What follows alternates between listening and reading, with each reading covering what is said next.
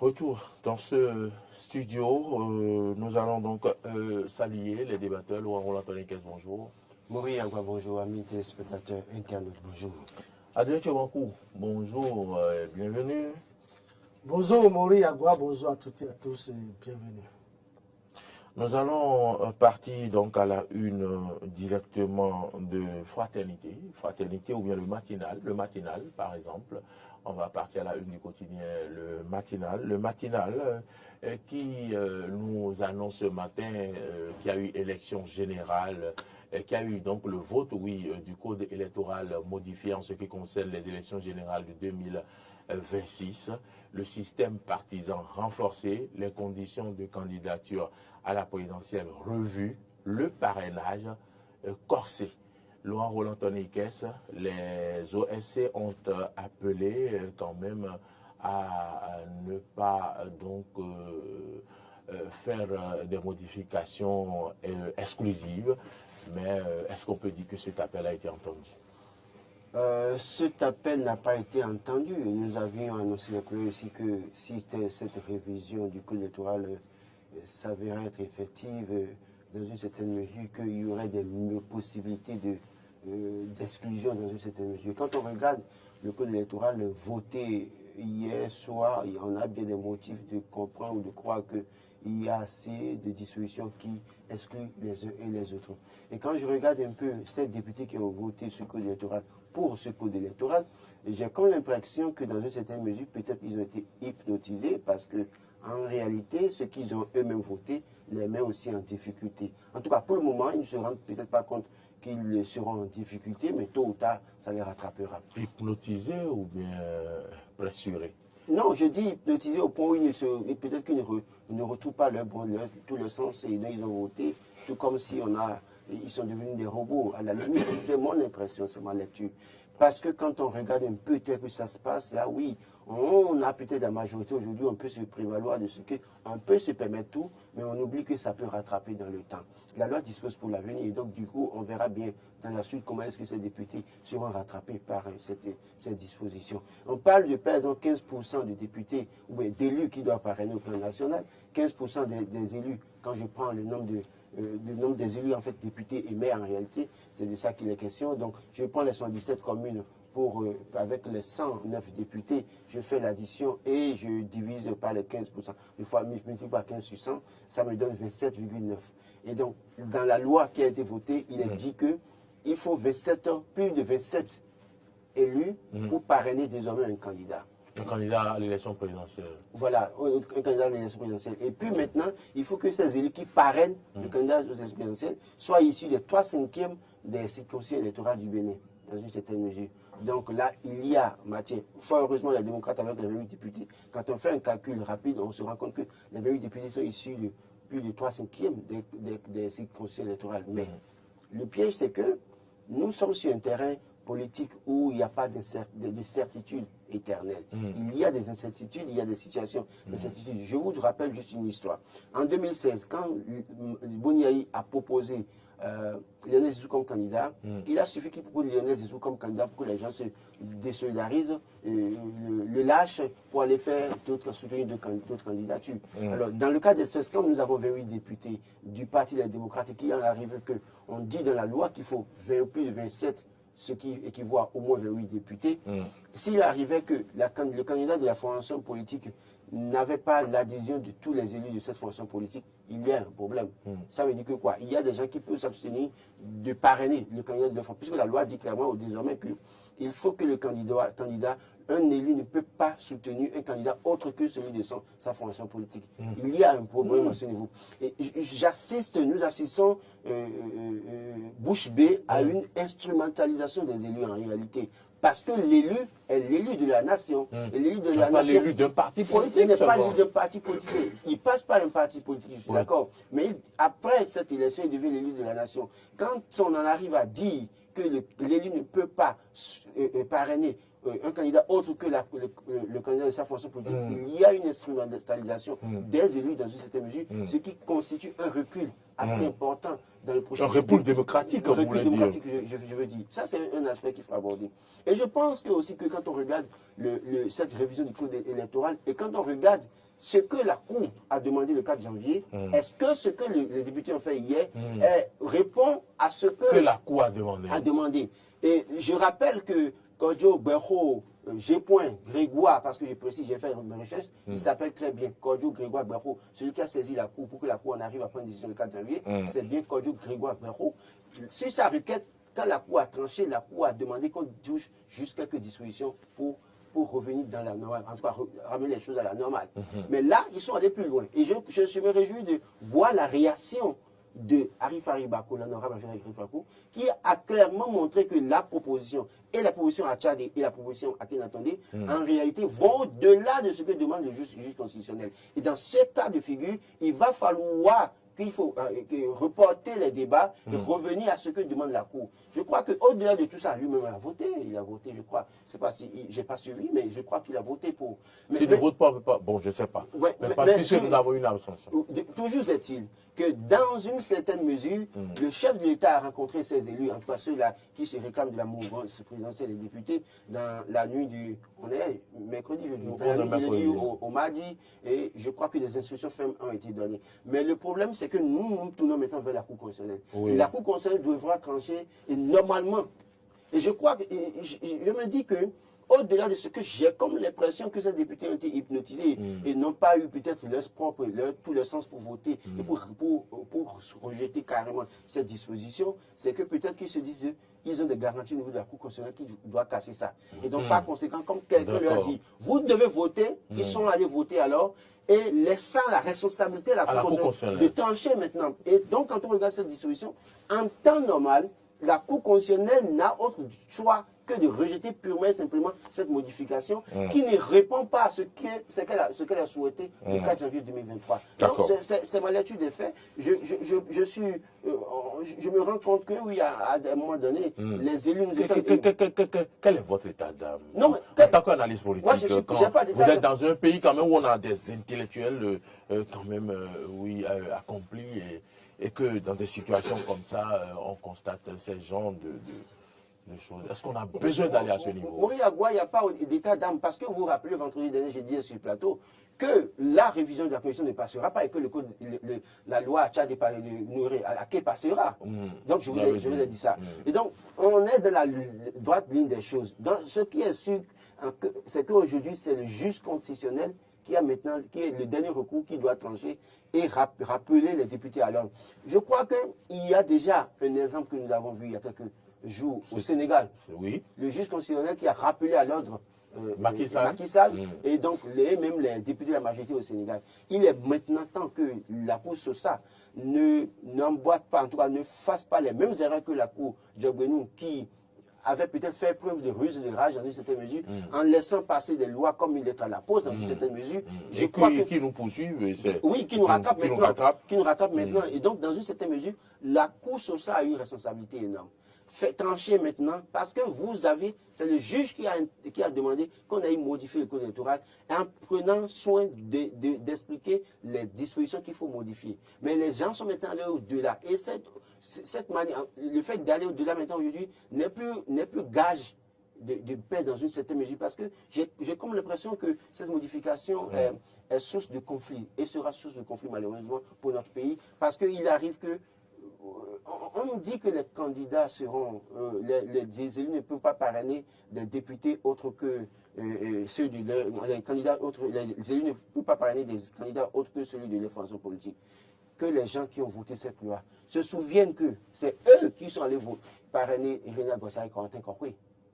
Est-ce qu'ils étaient de leur formation politique? Patrice Talon, le président de la République, est de quelle formation politique jusqu'à l'heure où je vous parle? Est-ce qu'il a eu payé le renouveau ou bloc républicain? Il est obligé de... Donc, il faut tenir compte de ça. Paul Roupé qui est allé aux élections, ceux qui l'ont parrainé, autres que ceux qui étaient les maires du parti FCBE, les députés qui l'ont parrainé, étaient-ils FCBE? Autant de questions. Moi, je pense qu'il faut laisser l'élu faire son choix. Et cette instrumentalisation de l'élu que constitue le député et le maire est un recul démocratique. Et je crois que ceux-là même qui malheureusement sont emportés, parce que moi je pense que c'est les députés même qui ont mis eux-mêmes l'âme sur le temps. Et c'est regrettable. Très bien. Adrien Tchomakou, Laurent Roland Tonrique, je rappelle que vous vous êtes exprimé, vous avez pris la parole pendant 10 minutes. Donc je vais donc laisser Adrien Tchomakou se prononcer. Également, Adrien Tchomakou, oui, voilà un peu, vous avez suivi le déroulement des choses du côté de l'Assemblée nationale. C'est depuis vendredi et que déjà la Constitution n'a pas, la révision de la Constitution n'a pas prospéré, ça a été rejeté. Hier donc les députés se sont retrouvés en ce qui concerne le code électoral et ça a été fait. Vous avez vu tout ce qui s'est passé, parrainé, seulement l'élu de son parti qui est candidat doit être parrainé forcément par donc les autres élus du même parti et non pas l'élu d'un autre parti politique. Vous avez écouté un peu le développement fait par Laurent Roland Anthony. Quelles sont vos premières réactions après donc tout ce que vous avez entendu?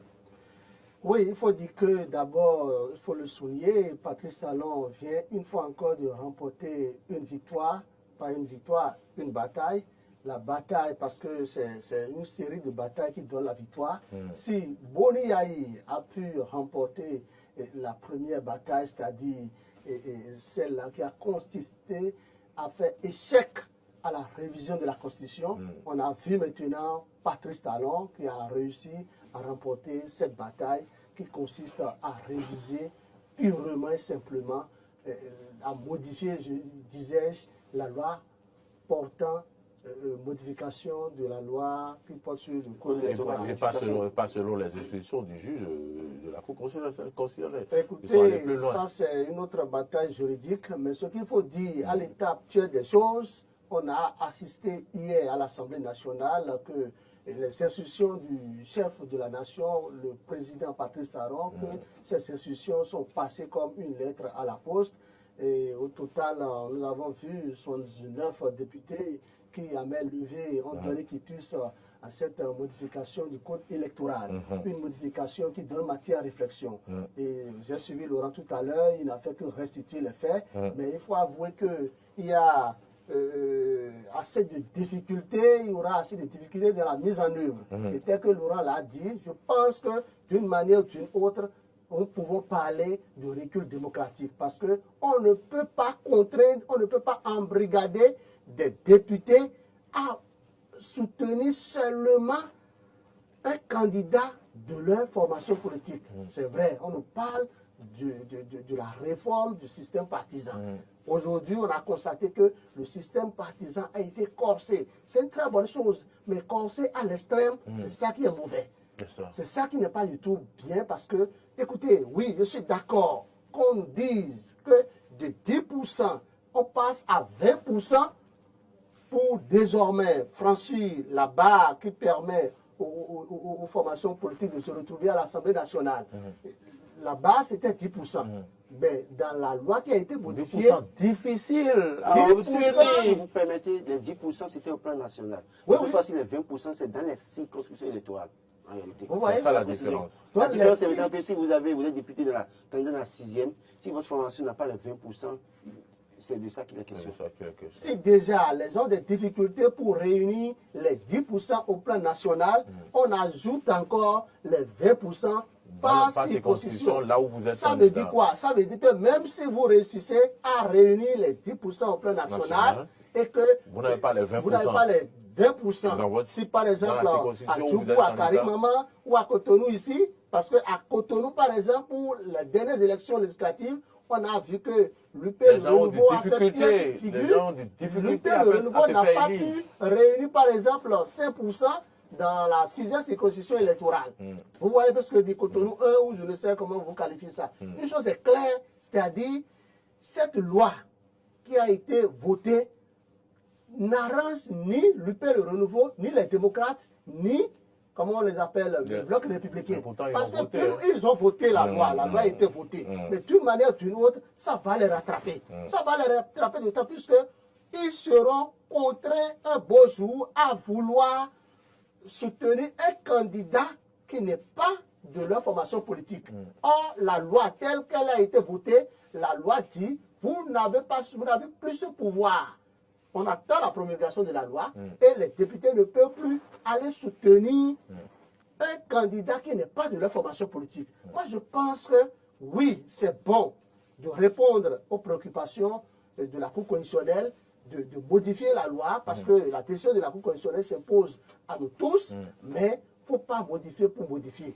Et elle a été modifiée. On pense aujourd'hui qu'on est en train de tirer les oreilles aux démocrates. Mais en réalité, ce n'est pas seulement les démocrates. Attendez, vous allez voir, d'ici, dans 1 an et demi, parce qu'il y aura assez, il y aura des candidats, des potentiels candidats, ça c'est clair. Mais tel que la loi a été votée, ce qui a été mis dans cette loi, c'est vrai aujourd'hui, on veut plaire au chef, on veut montrer à Patrice Talon que oui, tu nous as reçus, tu as donné des instructions, nous allons obtempérer à votre injonction, mais attention, ce qui guette chacun d'eux est plus fort que ce qu'eux-mêmes ils pensent. Très bien. Adrien Jomankou, lorsque l'on sait que bientôt on va faire les élections en 2026 et que il se pourrait que d'ici à là, des candidats ne se sentent plus à l'aise dans un parti politique, que feront-ils? Est-ce qu'on peut croire que peut-être d'ici à là, on va dire aux membres d'un parti politique, vous n'avez plus le droit donc de quitter le parti, vous restez dans le parti à vie. Et les regards sont désormais donc tournés vers la Cour constitutionnelle. Est-ce que la Cour, on peut espérer que la Cour dise le droit? Non, vous savez, les 7 sages sont indépendants, la Cour constitutionnelle est indépendante et je pense qu'en aucun cas, même si vous êtes d'une famille biologique, écoutez, l'enfant, si l'enfant voit que ses parents ne l'entretiennent pas correctement, il décide de partir. Que ça dit? Écoutez, si un beau jour, des députés se sentent mal à l'aise au sein de leur formation politique, ils vont claquer la porte. Parce que les gens ne vont pas continuer de tout subir. Les gens ne vont pas continuer de tout accepter et de ne pas regarder leur avenir politique. Il y a des gens qui, un beau jour, peuvent dire, écoutez, moi, si tel est le cas, je ne vais pas continuer. La preuve, vous avez vu des députés de l'Union progressiste, le Renouveau, et des députés du bloc républicain qui ont voté à visage découvert contre le projet de révision de la Constitution. C'est parce que ces députés pensent qu'à l'état actuel des choses, ils ne veulent pas endosser des propos de X ou Y à un moment T de l'histoire. Ils ne veulent pas, écoutez, c'est vrai, ils se sont justifiés pour dire que Patrice Talon a dit de ne pas placer une petite virgule dans la Constitution, qu'ils ne veulent pas, que Patrice Talon a dit de ne pas réviser de la Constitution, et c'est la raison pour laquelle ils ont agi ainsi. Oui, c'est vrai. Ils sont, c'est-à-dire, ils peuvent agir ainsi, mais du fond du cœur de chacun de ces députés, ils sont conscients de ce qu'ils n'ont pas obtempéré aux injonctions de leur formation politique, qui n'ont pas obéi à Patrice Talon. Respecté les consignes de groupe. Ils n'ont pas respecté les consignes de groupe. C'est parce que pour eux, ils estiment que cette révision de la Constitution, peut-être ça peut amener beaucoup de choses. Qu'ils ont cherché des arguments fallacieux pour tirer leur épingle du jeu. Une chose est claire, nous avons assisté dans la nuit d'hier à ce petit matin à la modification du code électoral. Nous avons désormais un nouveau code électoral, si c'est conforme à notre constitution, si le code électoral a été promulgué par le chef de l'État. Mais ce qui est fort... la Cour constitutionnelle se prononce d'abord, non? Oui, oui, la Cour constitutionnelle doit se prononcer et puis le chef de l'État, une semaine plus tard, va promulguer. Mais ce qu'il faut aussi dire, c'est qu'on nous parle aussi des 15% de ceux-là qui doivent parrainer. C'est très fort. Ça veut dire que la caricature... 15% des élus. 15% des élus. En fait, les députés, mais ajoutés, il faut avoir 15% des élus issus des 3/5e des régions de 3/5e des circonscriptions électorales. Et les 15% en réalité, ça fait 20, quand vous divisez 27,9, ça fait plus de 27,8. Vous avez épuisé votre temps de parole, je vous laisse 30 secondes. Oui, 15 secondes, c'est même beaucoup. Tout calcul fait, nous devons comprendre Et nous devons déjà, on peut affirmer qu'on ne peut plus avoir plus de 3 formations politiques à l'Assemblée nationale. En effet, les calculs, vous me donnerez raison. Et que les députés de l'opposition ne peuvent pas excéder une seule formation politique. Ah oui, c'est ça de quoi je vous parle. Allez faire les calculs. Très bien. Et Laurent Roland-Tonné, je me tourne vers vous. On a vu quand même des députés qui ont voté contre la révision de la Constitution, qui ont voté pour maintenant le code électoral, malgré vos analyses, malgré ce que vous trouvez qui ne sont pas vraiment voués à Dieng Tchomakou, qui ne sont pas à leur place comme cela se doit. Est-ce qu'on peut dire que ces députés ont été libres de voter vraiment, ou bien on les a rappelés alors ils sont rentrés dans l'erreur? Mais la réunion du lundi soir au mardi, des choses ont été dites. Je ne vais trahir aucun secret en disant que beaucoup de choses ont été dites dans une certaine mesure. Où certains ont été mis devant leurs responsabilités dans une certaine mesure. Et dans cette situation, il se peut que le chef arrive à maîtriser plus ou moins à travers ses mots certains élus dans une certaine mesure. Mais je fais une autre lecture aussi de la situation, et je l'ai dit tout à l'heure. Oui. C'est-à-dire que les députés, à un moment donné, certains ont dit, ok, vous voulez que nous votions, non? Nous votons, mais nous laissons le juge constitutionnel décider. Conscient de ce que peut-être ils ont une assurance par rapport à la Cour constitutionnelle qui pourra casser, en tout cas, cette loi, et il se peut que c'est pour ça peut-être qu'ils l'ont fait, pour montrer au chef, bon, que nous sommes tous disciplinés, nous le faisons, mais nous avons, au fond d'eux, ils savent très bien, parce que quand je prends les déclarations d'Arif Aïbako et quand je regarde un peu ce qui s'est passé, je me dis, celui-là, par exemple, il se dit, bon, écoutez, c'est ce que vous voulez, moi je le fais, mais j'attends la suite. Alors je voudrais peut-être revenir sur un fait, parce que quand on parle des élections, il faut partir des chiffres. Quand je tiens compte des élections, des chiffres issus des élections législatives de 2023, je me rends compte que le Parti UP Le Renouveau a recueilli 937 714 voix, soit 37,56% des suffrages exprimés. Alors, et là, on constate qu'il y a une baisse par rapport aux dernières élections, aux élections qui ont précédé les élections législatives de 2023, une baisse de 18,7%. Bon, cette baisse n'a pas empêché le Parti UP d'avoir plus de sièges, parce qu'il faut rappeler qu'au cours des élections législatives de 2019, ils ont réussi à avoir 47 députés. Et donc cette fois-ci, il y a une augmentation de 6 sièges encore, ça fait 53 pour eux. Quand je tiens compte des chiffres du Parti Blanc Républicain, je me rends compte qu'ils avaient eu 724 240 voix, soit 29,23% des suffrages exprimés. Mais là aussi, il y a une baisse des chiffres par rapport aux élections qui ont précédé les élections législatives, soit 14,6% de moins que ce qu'ils avaient eu en 2019 ou au cours des élections qui ont précédé 2023. Mais quand je regarde les démocrates, eux, ils ont eu 29%. Et on sait très bien que les 29%, c'est 24%, pardon, c'est 518 560 voix. Donc là, il n'y a pas de baisse ni de hausse, parce que dans une certaine mesure, ils n'avaient pas participé aux élections qui ont précédé 2023 dans une certaine mesure.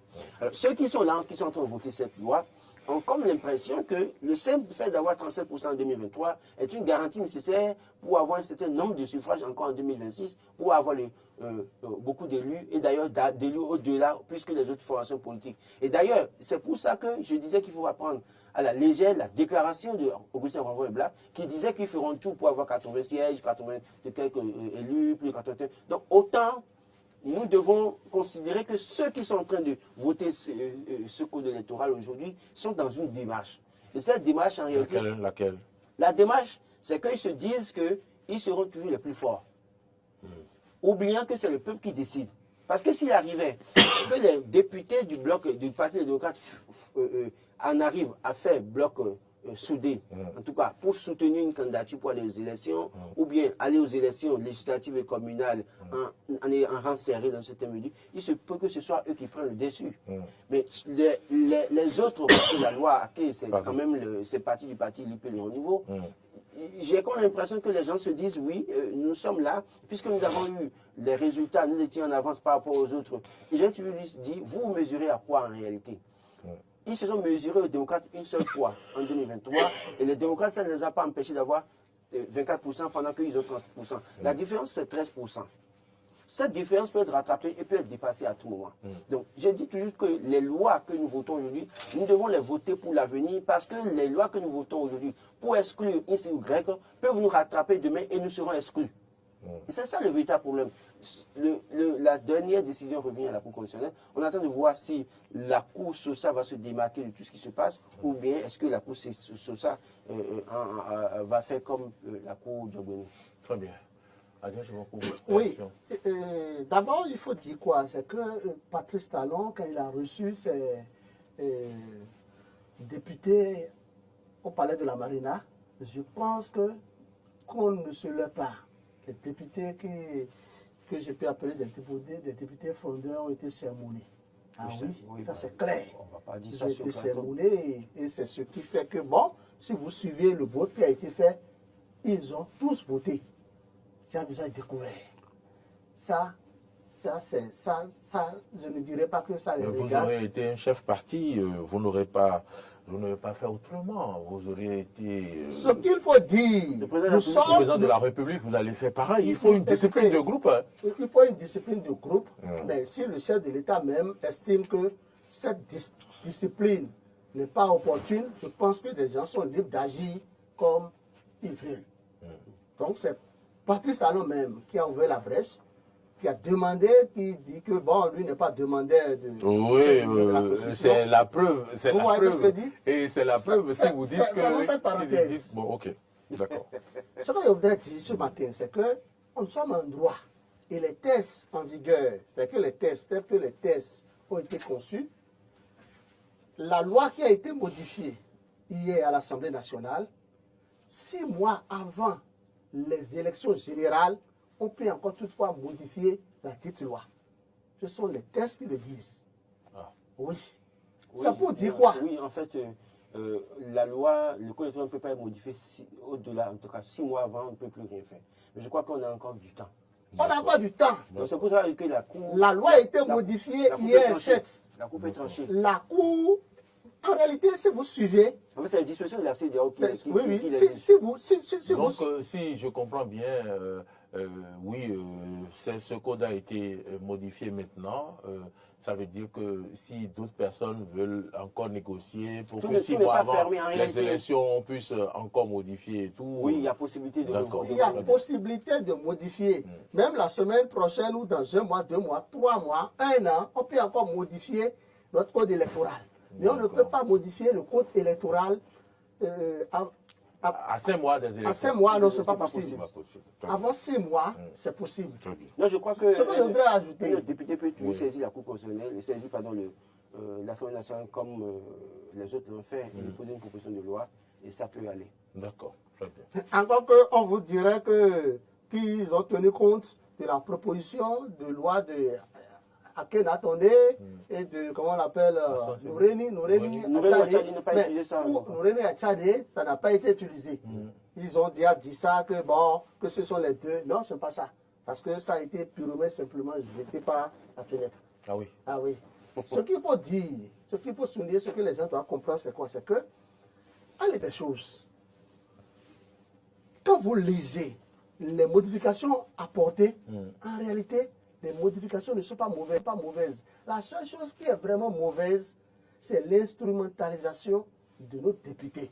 Dire que les députés ne doivent plus aller parrainer un autre candidat qui n'est pas de leur formation politique. C'est pas- ça qui, pour moi, c'est contraire Ça, à la loi fondamentale, à notre ça fait constitution. tiquer un peu. Ça fait tiquer. Très bien. En fait, Ma dernière question. Ça, c'est moi, ça. C'est moi, personnellement. Je suis tenté de dire le Bénin à l'épreuve de l'obsession du pouvoir. Parce qu'on a comme l'impression que quelqu'un n'a pas envie de perdre les commandes dans une certaine mesure et que...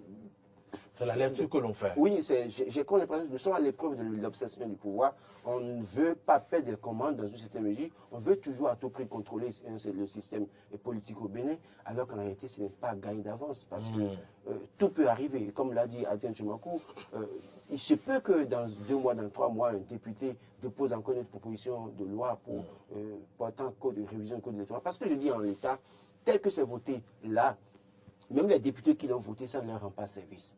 Parce qu'ils sont représentants du peuple, ils ont possibilité de parrainer qui ils veulent. L'essentiel, c'est que, parce que si leur formation politique propose par exemple quelqu'un qui ne répond pas aux besoins du peuple, qui n'est pas apte pour répondre aux doléances des citoyens dans cette mesure, et qu'ils voient en nous notre candidat le vrai potentiel pour diriger ce pays, en quoi est-ce qu'on peut les empêcher d'aller parrainer ce candidat? Donc, j'ai comme l'impression qu'on veut nous proposer des candidats tout faits qui seront peut-être à la limite des marionnettes plus tard. Et c'est ça qu'il faut refuser. Il faut combattre. Ma dernière question. Bien avant, si vous permettez, c'est-à-dire, 30 secondes. si on s'en tient à ce que le journal Le Potentiel a publié aujourd'hui, c'est que Patrice Talon rencontre les 81 députés de la mouvance présidentielle. Bon, très loin de penser qu'ils vont célébrer la victoire de cette loi qui a été votée, cette modification de la loi portant code électoral. Je pense quand même que c'est des directives que le chef de l'État vient encore donner. Et c'est en cela, moi, je vois que Patrice Talon a toujours une avance sur Boriaï. Quel que soit ce qui se passe, il prend un peu de recul, il réfléchit et il sait où attaquer. Vous voyez cette formation politique, les deux formations politiques de la mouvance présidentielle, si aujourd'hui ils ont tous voté, et même s'il y a une abstention, je dirais que c'est un vote à l'unanimité. Écoutez, c'est parce qu'ils suivent les instructions de Patrice Talon. Et Patrice Talon sait là où il va. Le chef de l'État, comme tu l'as dit tout à l'heure, vous du moins, je vais parler de Laurent Tonnenkes. Écoutez, un chef d'État demeure chef d'État. Et quel que soit ce que vous pouvez entendre de la bouche de Patrice Talon, moi je pense que Patrice Talon mettra tout en œuvre pour assurer ses arrières. C'est ça, c'est clair. Il mettra tout en œuvre. Il l'a dit, hein. Il a dit. Qu'il ne va pas assurer ses arrières. Oui, donc il a dit qu'il va assurer ses arrières, que forcément il aura son mot à dire. Il aura son mot par à rapport au dire. candidat En son qui temps, en il dira temps. celui qui juge le Donc, bon. oui, merci. Alors, voici ma dernière question à laquelle vous allez répondre en 4 minutes. Les OSC, les sages, les religieux ont appelé quand même à ce qu'il n'y ait pas des modifications qui excluent les uns et les autres. Est-ce qu'aujourd'hui, ces confections religieuses, les OSC ont encore cette considération que les politiques avaient pour elles? Est-ce que de 2016 à aujourd'hui, les OSC sont écoutés? Je vous renvoie la question. Et je réponds déjà pour dire non. Est-ce que les confessions religieuses, pour autant, sont écoutées depuis de 2016 à aujourd'hui? Pour autant, je dirais encore non. Et je dis, le problème des OSC aujourd'hui, c'est quoi? Parce que des acteurs de la société civile ont été à un moment donné co-auteurs ou acteurs de ce qui nous arrive aujourd'hui. L'une des pièces maîtresses de la société civile... Est-ce qu'ils ont perdu la crédibilité en quelque sorte quand Ils on sait sont- qu'il y a des gens qui appartenaient Oui, à la mais- société civile hier et qui sont venus et qui ont Oui. dit qu'ils veulent faire les choses autrement Le et problème, qui c'est l'ont que- fait avec la ruse et Le la problème, rage. c'est que tous les acteurs de la société civile n'ont pas perdu leur crédibilité. Mais certains acteurs de la société civile devenus juges et partis à un moment donné ont contribué à décrédibiliser la société civile. C'est tout le problème que nous avons aujourd'hui. C'est-à-dire des acteurs qu'on connaissait, pour qui on vouait un respect total dans une certaine mesure, sont rentrés dans le jeu politique et ont servi à combattre peut-être un régime en place pour amener un autre régime. Et ce régime qui, au fil du temps, était une télécommande qui les a nourris au fil du temps, ils n'ont pas le courage d'affronter ce régime. C'est tout le problème qui nous arrive aujourd'hui. Parce que ceux qui étaient les plus virulents, dans une certaine mesure, qui ne sont pas avec le pouvoir aujourd'hui, sont réduits au silence total. Et donc, c'est ce qui nous arrive. Et quand on finit de regarder ça, les confessions religieuses, dans une certaine mesure, il s'est avéré que, malheureusement, certains leaders religieux, au lieu de rester dans leur couvent, dans leur temple pour servir de dernier recours, pour servir de repère en termes de sagesse, sont allés prendre parti pour certaines formations politiques, pour certains candidats, en disant ouvertement de quel côté ils se trouvent aujourd'hui. Et aujourd'hui, quand ils parlent, quand elles parlent, ces confessions religieuses, ces leaders religieux, quand ils parlent, on ne les écoute pas, on ne les considère même pas, parce qu'on les prend comme des adversaires en direct politique. Donc, je crois que ce qui nous arrive aujourd'hui, c'est certains acteurs de la société civile et certains leaders religieux qui nous ont conduits à cela. Et il va falloir maintenant travailler à redonner une autre image à la C'est la société civile. question que je voulais poser à Il faut Adrien travailler à redonner une autre image aux confessions religieuses, aux leaders religieux. Autrement, nous allons tout droit dans le mur. Il n'y aura personne pour se lever, pour parler à ceux qui peut-être nous dirigent, pour dire arrêtez pendant qu'il est temps. Et donc, il y a cette situation. La télécommande de 2012 à 2015 a réussi à toucher tout le monde, à guider tout le monde, télécommander tout le monde dans une certaine mesure, au point où aujourd'hui, il ne peut pas oser affronter cette télécommande aujourd'hui devenue au pouvoir en place. Très bien. Adrien Somakou, comment faire pour donc restaurer l'image qu'on connaissait à la société civile, aux confessions religieuses aujourd'hui? Comment faire pour restaurer l'image? En fait, c'est vrai que l'image a été un peu entachée, mais ce qu'il faut faire, c'est quoi? C'est que d'abord, c'est la société civile qui doit se remettre en cause. Si vous êtes membre de la société civile et vous êtes assoiffé d'argent, si vous voulez à tout prix aller toucher à la manne financière, et là vous ne devez pas aller toucher, vous serez rattrapé. C'est de ça qu'il est question. Aujourd'hui, en République du Bénin, qui peut se lever et aller parler à Patrice Talon pour que Patrice Talon l'écoute? Qui est membre de la société civile? Quelle confession religieuse? Dit du nom, même s'il y en a, il y en a toujours. Il y a l'Église catholique qui donne de la voix. L'Église catholique est toujours en place. L'Église catholique, il y a même des imams, il y a des rois, mais ils sont combien aujourd'hui? Ils sont combien à ne pas avoir de coloration politique? Ils sont combien à ne pas avoir de coloration politique? Nous avons vu des têtes couronnées devenir députés à l'Assemblée nationale sous Boni Yahi. Quand je prends l'imam de la mosquée centrale de... Ça, c'est sous Patrice Talon. Peut-être qu'on peut dire Roulébé, mais pour autant, c'est un royaume qui ne figure pas dans la liste des royautés au Bénin. Donc c'est un autre débat. Donc ce qu'il faut dire, c'est que il faut que des gens se remettent en cause. Il faut que les gens se disent qu'ils sont intègres et travailler pour votre intégrité. C'est de ça qu'il est question. Votre honnêteté. Vous devez, quand vous parlez, on doit vous considérer. N'allez pas à gauche et virez à droite. Ne clientez pas à gauche et virez à droite. C'est de ça qu'il est question.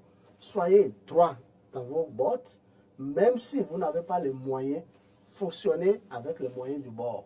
Ne dites pas que vous serez riche à tout prix, à tout moment, que du moment où vous êtes membre de la société civile, écoutez, on nous parle de la plateforme, que la plateforme presse dans le désert. Mais oui, la plateforme des OSC presse dans le désert parce que cette plateforme, à l'état actuel des choses, ne peut plus être écoutée par Patrice Talon.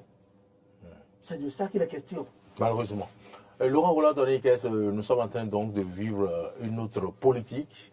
Une politique, j'ai envie de dire, de haut niveau. Non, je n'appelle pas ça politique. Moi, j'appelle ça de haut niveau. C'est des coups politiques. Parce que nous voyons Boni Yahi qui occupe on n'est pas habitué à cette façon, à cette politique qui ne peut pas sortir pour aller politique sur le terrain. jeu de dames ou quand même les pions. pousser des pions. Je suis tenté de dire que ce n'est pas une politique de haut niveau. Je pense que c'est de comment vous appelez, de la ruse qu'on utilise pour exclure les uns et les autres. Et quand on veut être correct en politique, on veut utiliser la politique de haut niveau, on travaille sur le terrain, on arrive à convaincre les citoyens, on ne travaille pas à exclure les gens pour se rendre la tâche facile sur le terrain politique. On travaille véritablement le bilan pâle, on convainc les citoyens pour que les citoyens, au-delà de ce que dit l'opposition, on gagne les élections. Mais dans l'état tel que nous évoluons là, c'est pas bon. On va espérer que les choses changent. Que les choses changent, qu'on donne plus de la place à l'opposition. Parce que vous savez, ce qui se passe dans aucun pays, on ne donne pas de place. Non, c'est pas dans aucun pays. Dans aucun pays, s'il vous plaît. L'opposition est. Mais la compétition doit être saine en réalité. Ceux dont parle, la compétition doit être saine. La compétition. On se rend compte que la compétition ne sera pas saine. Quand vous serez président de la République, vous allez laisser la place à l'opposition. On veut bien vivre ça au Bénin ici. Vous comprendrez. Vous comprendrez si vous laissez la place à l'opposition. Si vous pourrez diriger. C'est cela qu'au plan politique, j'apprécie Patrice Talon. Parce que Patrice Talon, quand il est dans son coin, il ne parle pas, mais il agit. Il réfléchit. Il agit. C'est bon d'agir. Il agit politiquement, Oui. il agit et, c'est-à-dire, ses actions nous donnent de la matière. Non, mais Adrien Tchoumakou, c'est bon qu'il agisse. Je suis Merci. d'accord. Mais n'oubliez pas que rien n'est éternel, ça rattrape toujours. Merci. Ce code électoral sera une fois encore révisé, je suis convaincu, même si tant que la prophète, vous Cour parlez en tant que prophète. constitutionnelle, La prophétisez. Cour doit casser. même Si si la Cour ne casse pas, La Cour doit casser. même si Voilà. c'est-à-dire la seule chose qui ne répond pas, En tout cas, notre c'est prophète est là quand il le dit. La Cour doit casser. La Cour Souvent, ça se La réalise. Cour sociale n'a autre choix Merci. que de casser ça. Merci. même De si cette rejeter ça Cour pour le ne casse ramener. pas, cette loi Ça sera réviser encore plus tard, Ça, modifier c'est plus clair. tard. Avant Adrien Tchoumakou, les élections générales. merci pour Ça, c'est vos clair. analyses. Vous allez rester avec nous pour la rubrique Actu décalée.